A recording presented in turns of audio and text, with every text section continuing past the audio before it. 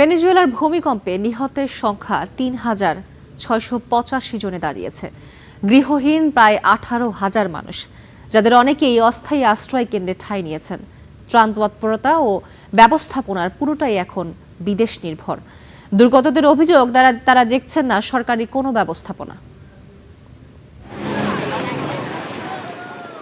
ভেনেজুয়েলার প্রলয়ঙ্কারী ভূমিকম্পে সবচেয়ে বেশি ক্ষতিগ্রস্ত উপকূলীয় প্রদেশ লা গুয়াইরা। প্রদেশটির বেঁচে থাকা মানুষের জন্য ত্রাণই এখন একমাত্র সম্বল। দেশি বিদেশি বিভিন্ন বেসরকারি সংস্থা ক্ষতিগ্রস্তদের ত্রাণ দিয়ে সাহায্য করছে। বহু পরিবারের আশ্রয় হয়েছে অস্থায়ী তাঁবুতে। এই মানুষগুলোর সব ক্ষোভ সরকারের বিরুদ্ধে।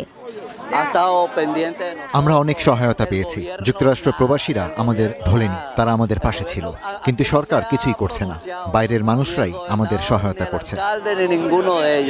ভূমিকম্পের পর থেকেই লা গুয়াইরায় আহত ও অসুস্থদের চিকিৎসা দিয়ে যাচ্ছে জাপানের একটি দল। আশ্রয় শিবিরগুলোতে গিয়ে মানুষের চিকিৎসা সেবা দিয়ে যাচ্ছে দলটি। পরিস্থিতি এখনো বেশ জটিল।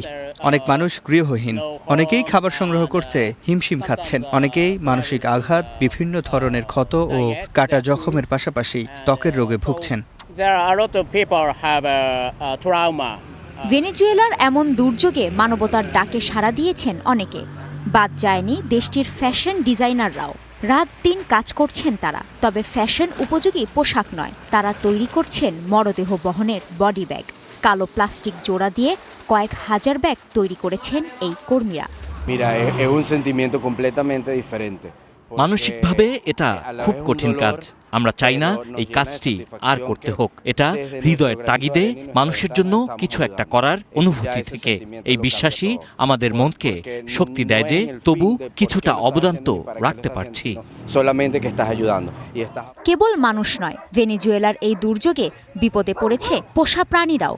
ভূমিকম্পে বিধ্বস্ত ভবনগুলো থেকে এ পর্যন্ত ৫৫০ প্রাণী উদ্ধার করেছে নেভাডো নামের একটি আশ্রয় কেন্দ্রের কর্তৃপক্ষ।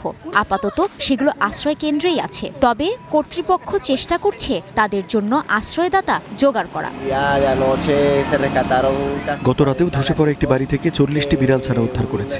রাতের সময়টাকে আমরা কাজে লাগাই, কারণ তখন বিড়াল ছানাগুলো বেরিয়ে আসে। দিনের বেলায় প্রচন্ড গরমে তারা লুকিয়ে থাকে।